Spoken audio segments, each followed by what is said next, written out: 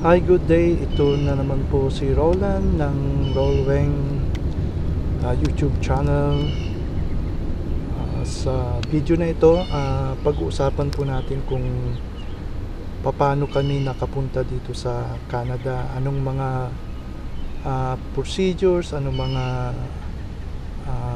rules and regulations na sinunod po namin para makapunta kami dito sa Canada.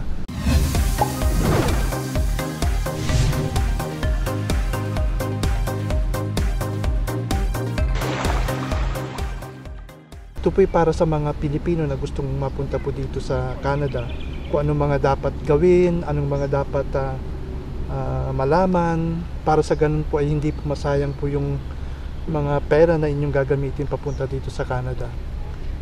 So nag-decide po ako po yung nag-decide na pumunta po dito sa Canada kasi po almost 25 years na nagtatrabaho po ako sa Manila as a IT computer specialist, so as a systems analyst to be specific. So with all my almost 20 years na nagtatrabaho sa Manila sa isang military bank, twice lang kami nagkikita ng family ko. So that would be every weekend, Sabado at Linggo. So yun lang yung time na nakikita ko ang aking pamilya. So nag-decide ako na mag-migrate sa Canada para at least makasama ko sila, aking anak, ang aking asawa. So that was 2004 nung nag-decide akong mapunta dito sa Canada. So first nag-apply ako sa isang agency. Ilalagay ko sa description na yung link kung saan ako nag-apply na o nag-seek ng assistance para ganun hindi ako mahirapan ng mga pag-prepare ng mga papeles po. So mas maganda rin na makakuha tayo ng isang agency, yung legitimate na agency. Ilalagay ko sa link kung sino po yung agency na nilapitan ko, para sa ganun po hindi po masayang yung time at hindi rin masayang yung pag-prepare mo ng mga papers mo, mga documents mo. So nag-prepare ako ng ang in-applyan ko po yung tinatawag nilang skilled worker. So ano po ba yung skilled worker? So yun yung isang paraan na mag-apply sa Canada gamit ang yung profession mo, especially kung yung profession mo is sinasabi nilang in demand dito sa Canada. So one of this profession na in demand yung mga nurses, yung mga doctors, o yung mga engineers, yung mga nagtatrabaho sa IT. So yun, ginamit ko yung IT na profession ko. So as long as may 5 years ka na continuous occupation doon sa field na yon, so magagamit mo yung profession mo para mag-apply ka dito sa Canada. So yun, nag-prepare ako so yung mga dapat mong malaman, yung mga dapat mong i-prepare, yung job description mo, which is also dapat din is base doon sa skilled na ginamit mo. In my case, IT specialist o IT sa computer, o yung profession is in regards to the computer. So pinipare mo yung job description mo. Ilalagay ko sa link kung paano yung dapat mag-equip, mag-match siya doon sa skill na ina-applyan mo. So ilalagay ko sa link dito kung para alam nyo kung paano yung mag-prepare ng job description. Then ano pa yung mga papers na i-prepare mo? Yung birth certificate mo, birth certificate ng mga anak mo, and most especially yung yung syempre pag kumuha ka ng agency, magbabayad ka, mayroon silang tinatawag na professional fee. So yon, and then pumunta ka lang dun sa CIC website. So malalaman mo mayroon silang tinatawag na checklist. Nandoon yung mga requirements, anong mga papeles na dapat mong i-submit, anong mga documents na dapat mong i-submit. So malalaman mo rin kung ano mga dapat, kasi pag kumuha ka ng service ng agency, silang magsasabi sa iyo kung ano yung mga dapat mong i-prepare. So I advise na kung mayroon din kayong medyo sapat na resources, is kumuha na lang ng agency para at least hindi masayang yung oras nyo, especially kung nagtatrabaho pa kayo. Like I think 10,000 applicants all over the world para mai-process ng the rest. Binalik nila sa mga applicants. So luckily I'm one of those 10,000 applicants na invite para mag-apply ng yung tinatawag nila na provincial nominee. So during that time may provincial nominee sa Ontario. So I decided na ituloy yung application. So that was I think 2010.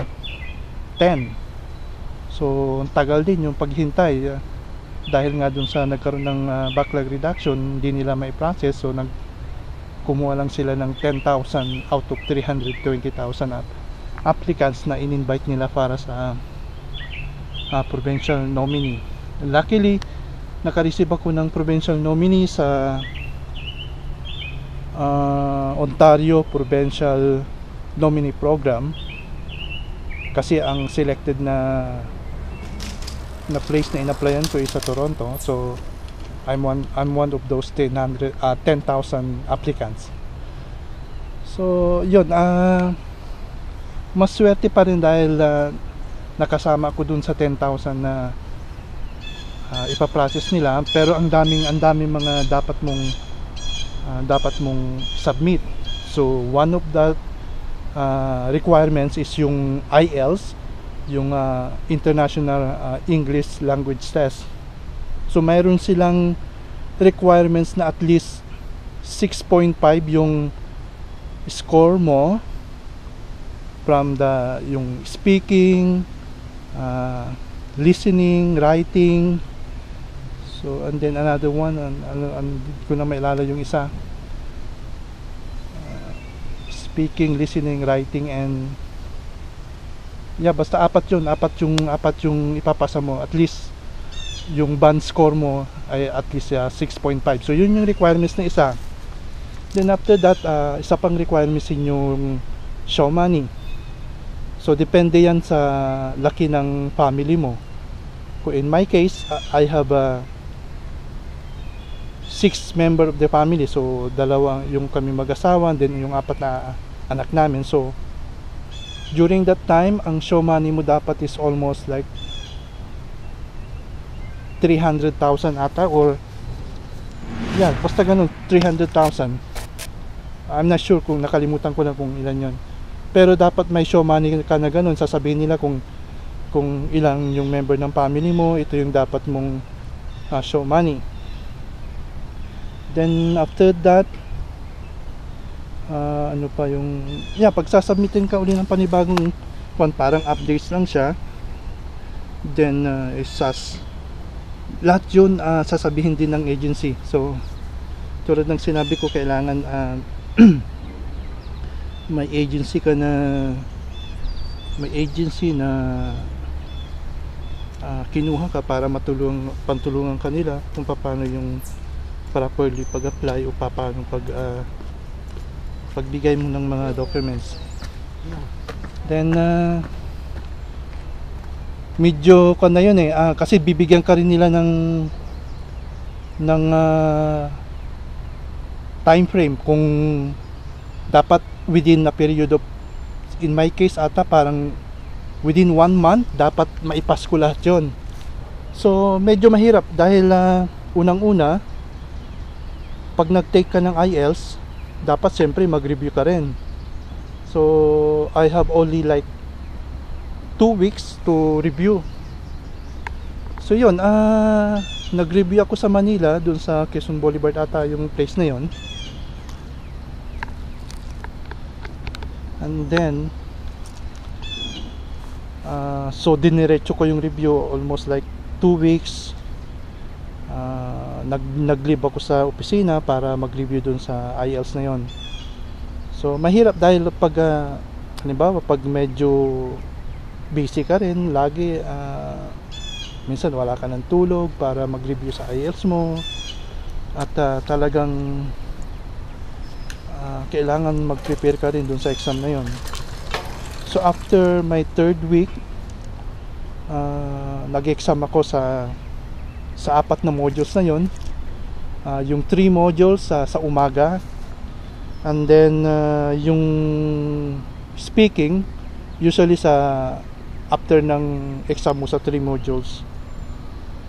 So umaga nag-exam, then afternoon sa speaking test naman. So pinapunta kami after ng exam, pinapunta kami sa isang place sa Ortigas. At okay, so naghintay after ng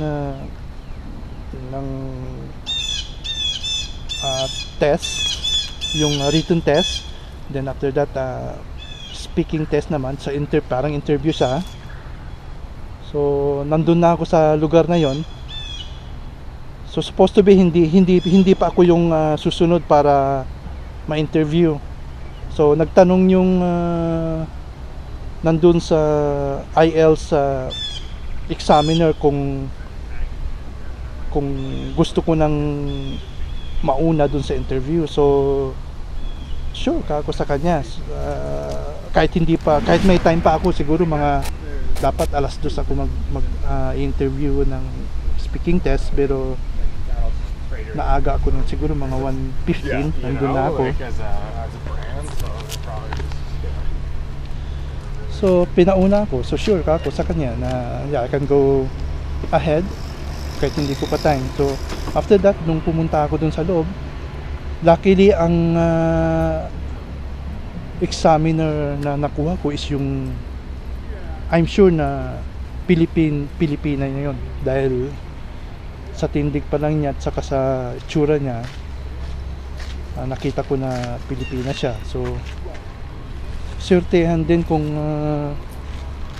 saan ka matapat na dun sa interview mo sa IELTS o sa speaking test.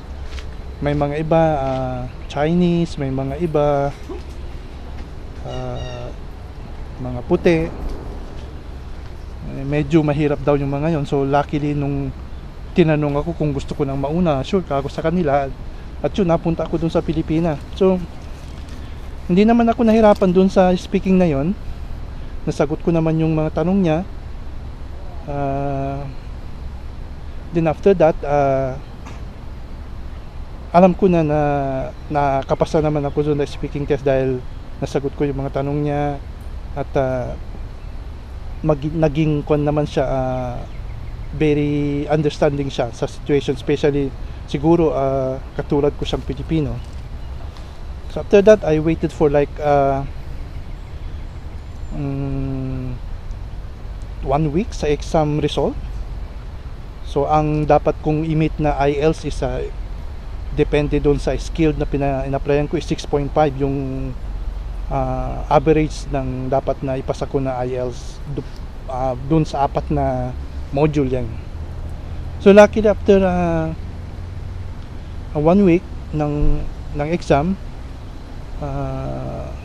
naipasa ko yung IELTS. So supposed to be 6.5, nakakuha ko ng 7. So tuwang-tuwa ako dahil with a period of just 2 weeks na paghanda o pag-review sa IELTS, naipasa ko rin siya. So yun na yung first step. So masayang-masaya ako dahil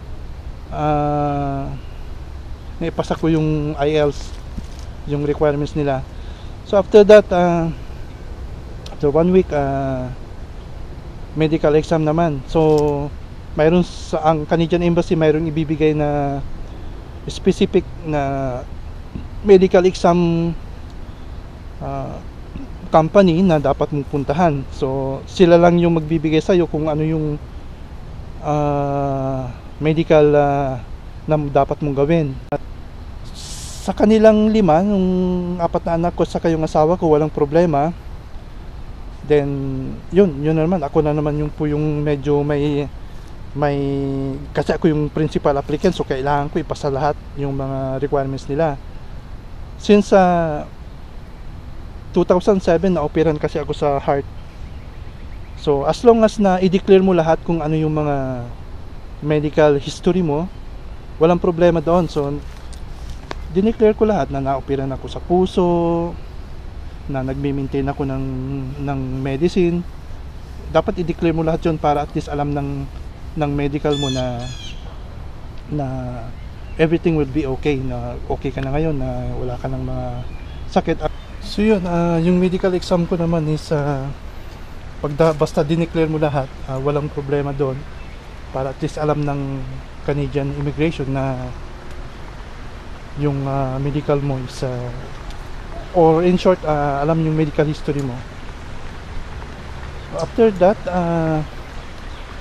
pasado na lahat, medical exam pasado.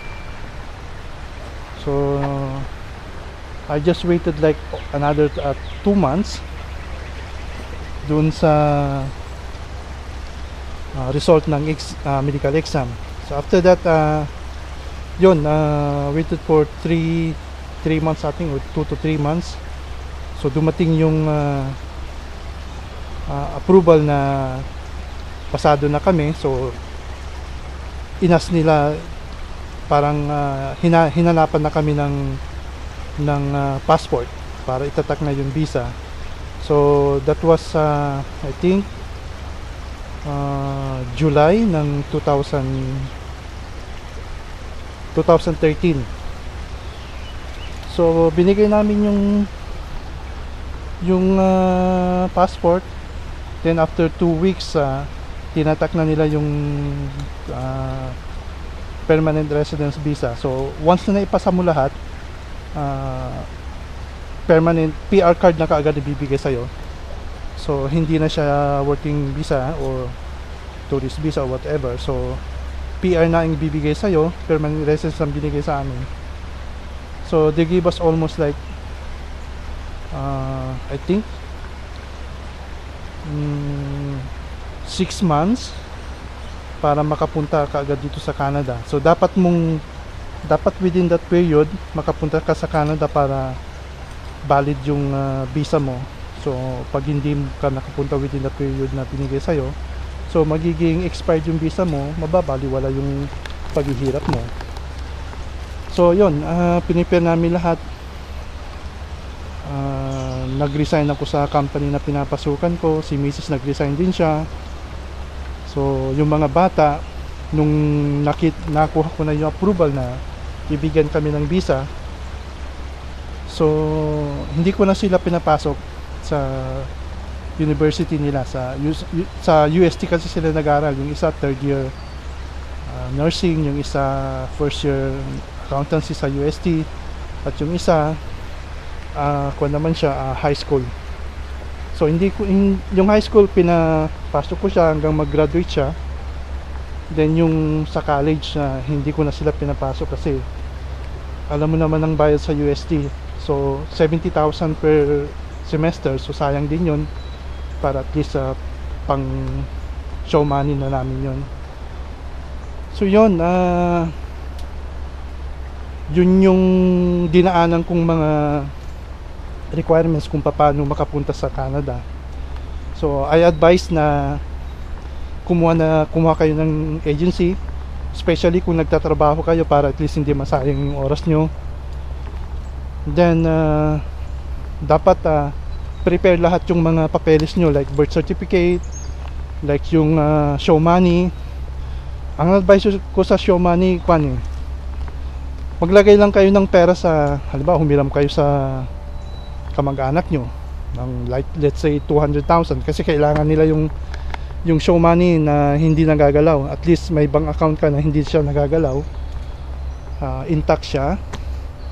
Then yung mga papers na ipiprepare mo, sulad ng dapat yung job description mo, i-prepare mo yon. Then mga scholastic records ng mga bata, transcript mo yun kasi preparation din yun para at least makapag-aral sila sa Canada, kahanapin din nila yon. So yun yung journey ko sa paano pag-prepare ng mga papeles para pangpunta dito sa Canada. So sa susunod sasabihin ko sa inyo kung ano yung mga dapat dalhin na mga papeles, ano mga documents na ipiprepare para pagdating nyo sa Canada is hindi kayo mahihirapan, especially sa mga bata. Pag pumasok sila sa school, marami silang hinahanap. Yun ang susunod na na sasabihin ko kung ano yung mga papeles na dapat yung kunin, ano mga dapat i-prepare para hindi kayo mahirapan pag nandito kayo sa Canada. Anong mga dapat puntahan, paano makontak yung mga school. So yan, ito muna. So yun muna yung journey ko dito sa Canada, paano ako nakapunta dito, at paano, anong mga paraan ng ginawa para hindi mahirapan sa pag-apply papunta dito ka sa Canada. So hanggang dito na lamang. Siguro magbibigay ako ng mga ibang updates o magbibigay ako ng mga ibang video, siguro once a week kasi medyo busy rin dito sa Canada, kailangan mo magtrabaho. So yun, be sure to subscribe and like this video kasi sa susunod ang ibibigay ko naman sa inyo paano yung mga documents na dadalihin nyo dito sa Canada para hindi kayo mahirapan mag-adapt sa situation dito sa Canada, like yung pagpasok ng mga bata sa school, ano yung mga dapat dalhin na documents, paghanap ng trabaho, and then yung paano yung anong mga hinahanap ng bangko para at least yun ang mga unang-unang dapat i-prepare nyo sa siguro first week ng pagpunta nyo, paglapag nyo sa destination nyo sa Canada. So hanggang dito na lamang. Be sure to subscribe and like this video kasi sa susunod bibigay ko sa inyo yung mga nabanggit ko kanina. So thank you and goodbye until next time. Bye bye.